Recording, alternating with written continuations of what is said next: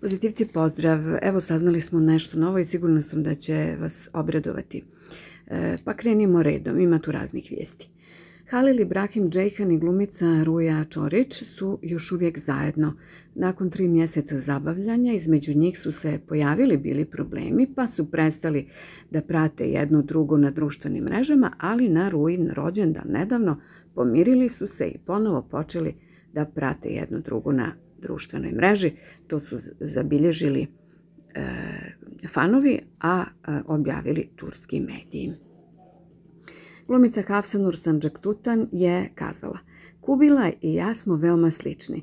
Zbog toga ponekad postoji blaga tvrdoglavost između nas, ali to je nešto što oboje volimo. Srećni smo.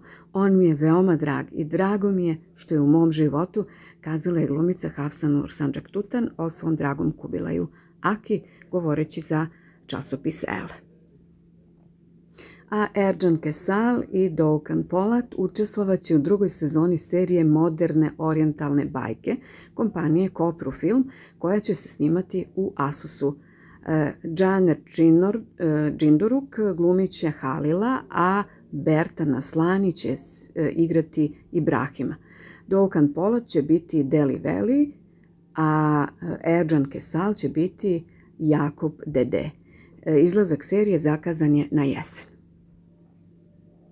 Serija Opasna Ceylan, koja se pominjala već neko vrijeme, počeće da se prikazuje u petak 4. aprila na ATV kanalu, postajući tako konkurent serijama Šerbet od brusnice, Vodomar koji je pri kraju, zatim Opasne ulice i Bilo jednom u Istanbulu. Nakon što je postalo poznato da će se serija Opasna Ceylan emitovati petkom, ostalo je samo 2 dana za druge premijere ovog kanala, dakle četvrtak i ponedjeljak. Zbog toga je ATV kanal odlučio da ne pokreće seriju ponedjeljkom još uvijek, a serija Zle zemlje će biti objavljena u četvrtak.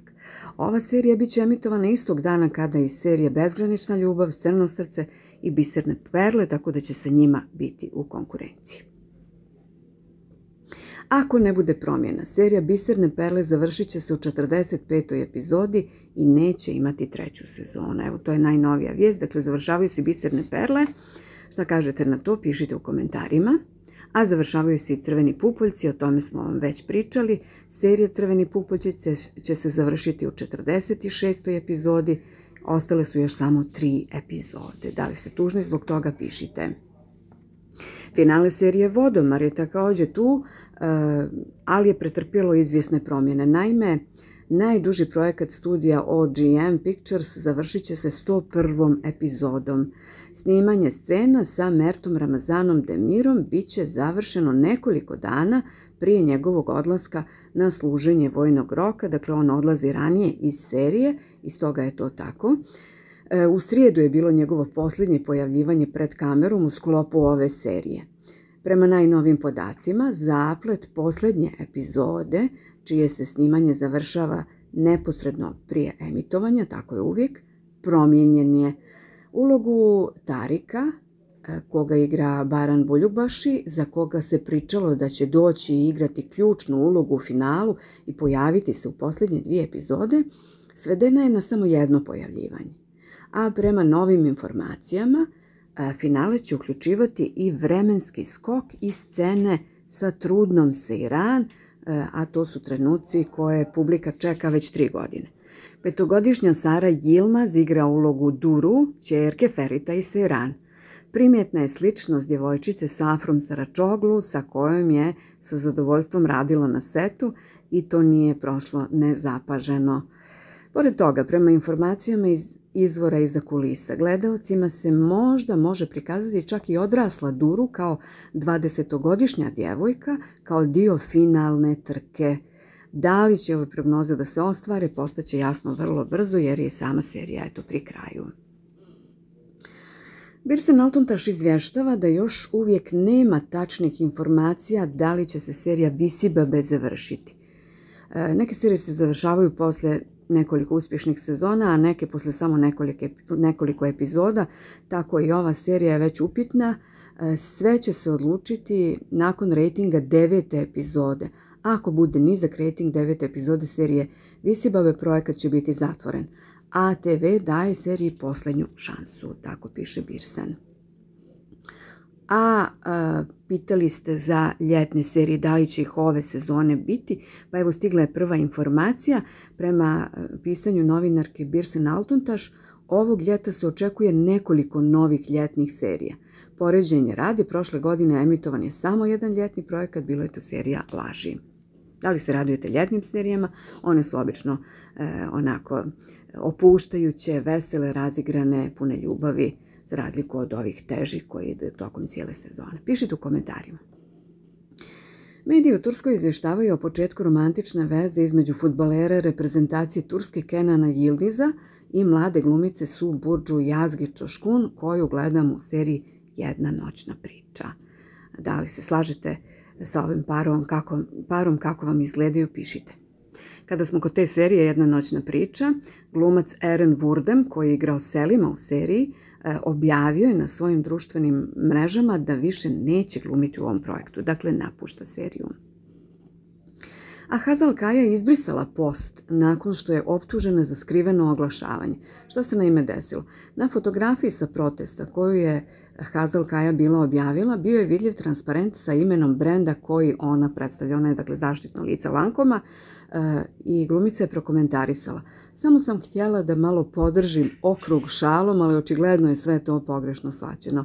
Neka vam se maskara ne širi, a stopala ne dodiruju kamenje, napisala je glumica. A što je pisalo na transparentu? Pa pisalo je Gozalti mi benimki lankom. To je igra riječi na turskom, jer Gozalti mi znači hapšenje, a istovremeno i podočnjaci, odnosno područje oko očiju.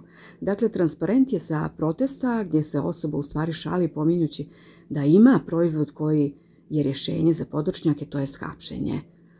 Hazal Kaya nikada nije skrivala njenu privrženost Mustafi Kemalu Ataturku, čovjeku koji je učinio mnogo za modernu Tursku, također ga zovu i osnivačem moderne Turske, a čije ideje danas i nisu više toliko popularne, pa je više nego očigledno da su upravo takve poznate ličnosti pod prismotrom, posebno u uslovima pobune i protesta koja ovih dana traje u Turskoj zbog hapšenja gradonačelnika Istanbula. Vjerovatno ste upućeni u to, nećemo previše o tome, ali evo, dakle, Hazal Kaya je morala da ukloni onako jedan običan post sa svojih društvenih mreža nakon kritika koje su slijedile na njen račun. Pišite u komentarima. Glumica Birce Akalay potpisala je ugovor za učešće u seriji Ljubav od Aj Yapima. Priprema novog projekta za Disney Plus se nastavlja, a glavna ženska uloga u toj seriji već je odobrena. Birce Akalay će igrati junakinju po imenu Aileen, a zanimljivo je da je Birce prvi put dobila ovu ulogu prošle godine. Seriju će režirati Burak Mujdeđi, a priča će govoriti o snažnoj i uspješnoj poslovnoj ženi Aileen koja će se suočiti sa mnogim iskušenjima. Snimanje će početi scenama u Madridu. Jedna od glavnih intriga projekta ostaje muška glavna uloga, a to je Karan. Prema glasinama, Kerem Bürsin se razmatra za tu ulogu. Prema vijestima novinarke Birsen Altuntaš, koja je uvijek onako dobro upućena, počeli su pregovori sa Keremom Bürsinom za glavnu mušku ulogu po imenu Kan ili Karan. Sad kako će biti, vidjet ćemo. Neki pišu Kan, neki Karan, a u TV seriji Ašk, odnosno Ljubav, koja eto slijedi. A jedna ljubav na ekranu postala je stvarnost, vjerujem da će ovo mnoge obradovati. Prema izvještajima, veza je počela između Sahre Šaš i Alpera Čankaja, koji igraju Nare i Šahina u seriji Daleki grad i u seriji su jako zaljubljeni. Eto, to se izgleda preslikalo i u stvarni život. Šta kažete na to, pišite u komentarima. A od nas u ovom videu toliko. Nadamo se da smo vas obradovali pojedinim vijestima. Ako je tako, pišite, lajkujte, šerujte i svakako se vidimo ubrzo ponovo. Bye bye.